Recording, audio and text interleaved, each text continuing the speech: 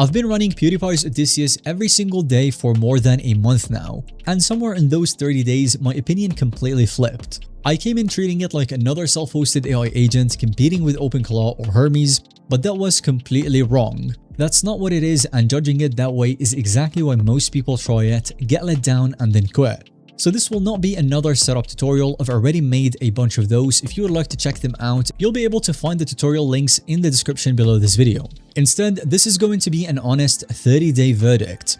I'll be sharing with you what actually held up after the hype wore off, what got genuinely annoying, actual useful features, use cases, and who should be using it. And finally, I'll be answering the big question, is Odysseus even still worth it now that Hermes, OpenClaw, ChatGPT's Agent all exist? If you like this kind of content where I share with you practical AI workthroughs, tutorials, or reviews, then make sure to subscribe to the channel so you stay up to date with all of the future content. Now, without much further ado, let me go ahead and get right into it. Starting with what Odysseus actually is if you are completely unfamiliar. The first thing you need coming into this is the right mental model, or nothing else will land. Odysseus is a self-hosted AI workspace. Imagine ChatGPT or Claude style interface, except it runs on your own machine or a server, connected to your own models, tools, and data with a local first setup. But the main thing here is that it's not one thing. It bundles chat and agents, local and API models. It gives you deep research, a comparison mode, the cookbook for model management, documents, notes, tasks, and so many more. You get all of this and more in just one dashboard. So here is the reframe that changes everything. Odysseus is not one AI agent, it's a self-hosted AI control room. And the single most important thing that I learned in my 30 days is right here. The promise of Odysseus is control, not magic. If you miss that, you will absolutely hate it, but if you get it, it will click. So let me tell you how I actually ended up running it. In all honesty, I started not where I ended. I began the same way you probably did, chasing the dream of pure local, everything running free on my own hardware, no API bills, total independence. And then I tested it properly, local Docker setup, Ollama models, phone and VPS access. There are videos of all of this in my channel.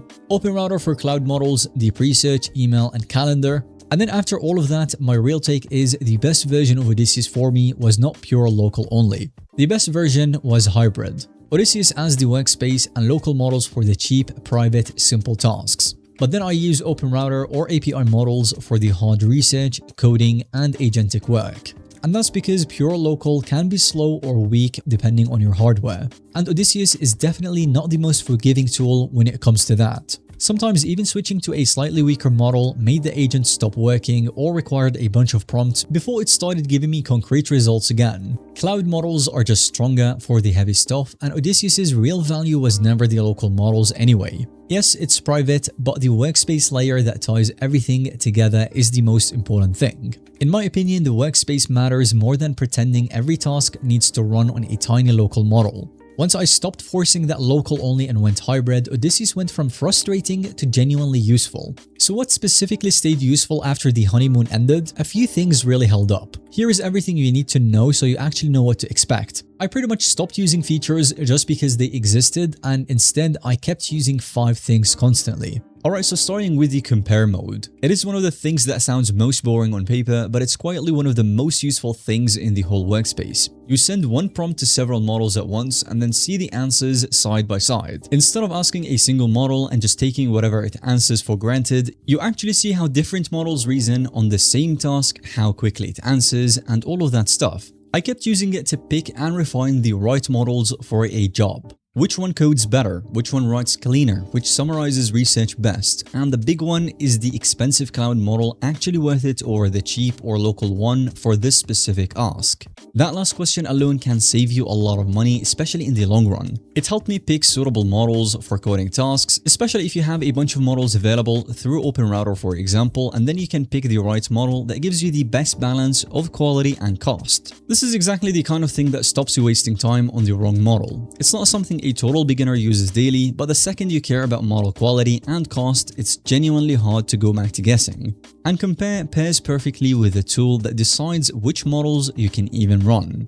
And that takes us to the next feature that is useful, which is the cookbook. Local AI is genuinely confusing for beginners, and the cookbook exists to fix that. It gives you hardware-aware model recommendations and basically one-click serving across a big catalog of models. Most beginners have no idea what their PC can actually run, which model to pick, or whether they should be using Ollama or an API. The Cookbook promises to cut through that. Now, I have to be completely honest about the trap here because it's the single biggest beginner mistake with Odysseus, and it's thinking self-hosted means free ChatGPT on my laptop when it doesn't. Local models depend heavily on your hardware. Small models are useful but limited, and for serious coding or research, an API model will still win. Local models are not automatically better just because they are local. A weak local model can waste more of your time than a cheap API call ever would. I had installed some local models that were just too weak or too slow for what I needed, and switching to an API model fixed it instantly. You gotta keep in mind though that switching to an API model means that your prompt will leave Odysseus and will go through that provider's network, meaning it stops being fully private, so you gotta save the local models for the most sensitive prompts. So the Cookbook helps you pick well, but it can't turn a basic laptop into a frontier model. Now, another extremely useful feature that I still use to this day is deep research. That is definitely one of the main features that will make sense long after the novelty wears off.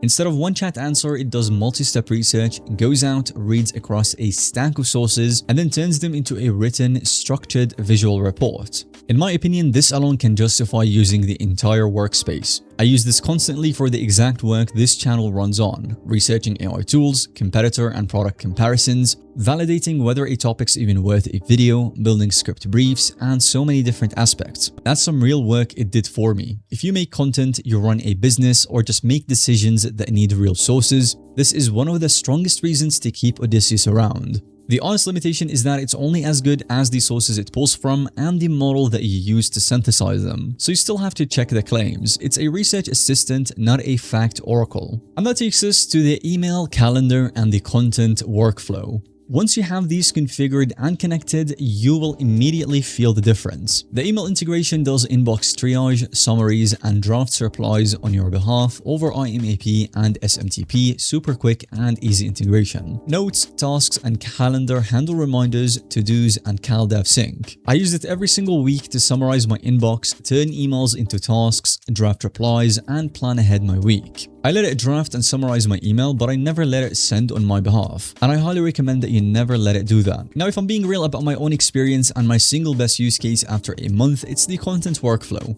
and it ties everything together from the previous features. I research a topic in the deep research, compare 2 or 3 models on that angle, see which one helps the most with the research, with the scripts, and all of that stuff, and then build a script brief. I create a task checklist, draft the title and description ideas with the thumbnails, and then store it all in the notes. Just one A to Z continuous workflow in one workspace without bouncing between 10 different tabs. So if you are a creator, a researcher, or an operator, that's where Odysseus genuinely earns its place on your machine. Alright, so the final feature we're going to be talking about is the schedule tasks. This is an amazing feature that makes Odysseus feel like it's actually working for you. You go to the tasks, you configure your prompt just once, you set it on a timer, and it goes. Now, for the simple daily stuff, this is genuinely excellent. Research briefings, morning news scans, inbox summaries, those easy, repeatable, everyday jobs are where it quietly shines. I woke up to summaries and briefs that were actually useful, and that alone justified keeping it around and refining it over time. But here is an honest finding, and it is an important one. The more complex the scheduled task got, the more the results varied. And it depended heavily on which model was running it. A simple summarization on a decent model, you will get reliable every single time, but a complex multi-step task involving tools and several decisions, now the quality will swing, and a weaker model will absolutely fumble it.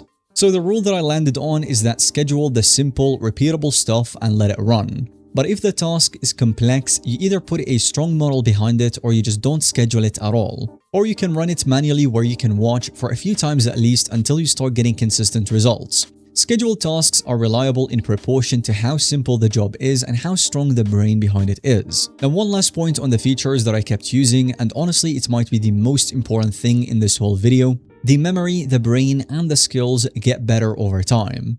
This is the actual reason why Odysseus is worth learning rather than just trying. The more you use it, the more it knows your context, your preferences, and the way that you work. Your saved skills capture your repeated workflows, and the results genuinely get refined as it gets accustomed to you and your workflow. A tool like this that you try once gives you a snapshot, but a tool that learns you gives you a curve. So the value you get in month 3 is meaningfully higher than what you would get in week 1. This is exactly why a lot of people try it, get disappointed, and then leave within a few days. So that's the case for Odysseus. Now let me be equally honest about the parts that can annoy you. Starting with the setup friction. The setup friction is real. The quick start is not terrible. You just clone the repo, copy the env file. I have an entire video on the tutorial. You can see that for yourself. But the point is, it's not a plug and play like ChatGPT or Claude. Next up, I'll be blunt about the coding. I would rate the coding a 5 out of 10, and switching models did not fix it. If serious coding is your main use case, this is not your tool. Claude Code or Cursor would be 10 times better in that regard. Odysseus can still code, but it's not where it wins at all. We also have the agent, which is a little bit inconsistent at times. On a strong model, it works the majority of time, but sometimes it just returns empty results. I would have to reprompt it over and over until it finally did the thing. But the most frustrating part was when it would tell me that the task is done and then I check and nothing has been applied yet. Now this specific issue can be handled over time as your skills and the brain and memory keep getting adjusted to your work and what you prefer. Just keep that in mind if you get frustrated for the first few uses. Now lastly, I want to talk about one of the worst ones, which is the MCP tool calling. This was hands down the most annoying part of the whole month. I would go through an integration, it says it's connected, everything looked fine, and then I would ask it to actually do something and it would come back with the word done when nothing had been done at all. That false confidence when it comes to the MCP tool-calling problem is genuinely one of the most things that I want to get fixed ASAP. Now speaking of the useless features, in my opinion, we've got the gallery tab. I basically never clicked it, and every time I tried to use it, I either got confused, disappointed, or both. It's just not there yet.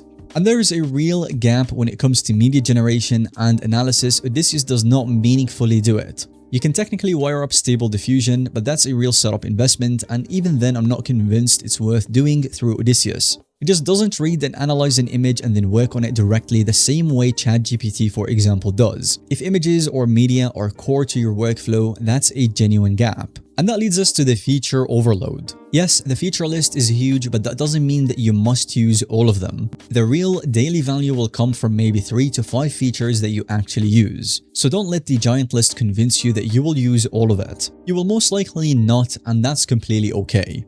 And that's the real picture, and now I'm gonna go ahead and answer the most obvious question: is it still worth it now that everything else exists? That should be the most important question in 2026, because now your feed is most likely full of Hermes, OpenClaw, browser use, ChatGPT's agent, and Claude Code. So let me place Odysseus honestly against them in the correct place. ChatGPT and Claude are easier, polished, zero setup, just work. Hermes is a lot more interesting if you care about an agent that learns, builds skills, and self-improves over time. OpenClaw is more of a personal assistant that lives in your messaging applications along other things, and then Claude Code or Codex are flat out better for serious coding. So no, after a month I would not call Odysseus the best pure AI agent, and I would be lying if I did. But here is the thing, it's not really trying to win those categories. Every one of those tools does one lane super well. Odysseus is the self-hosted workspace that brings models, research, notes, and all of the different features that I mentioned together in one place that you fully control and own. That is a completely different job. So the real answer is that you can still continue using the other tools just fine, and then reach out to Odysseus when you want one private workspace to put it all together. It's not competing for those slots, it's the room that they would all sit inside. So the final verdict, after 30 real days, should you use Odysseus? The short answer is yes, but only if you need what it's actually good at. If you want an AI workspace with model flexibility and control over your tools and data, and you're willing to set it up properly, then it's one of the best decisions you can make today. But you want to skip it if you want zero setup, the best single coding agent, or a plug and play assistant. If I'm putting numbers on it, here is the honest scorecard by category. Maybe scanning this would help you make a decision on whether it's worth using for you or not. Now finally, here is the thing that ultimately decides it for me, despite everything I just complained about.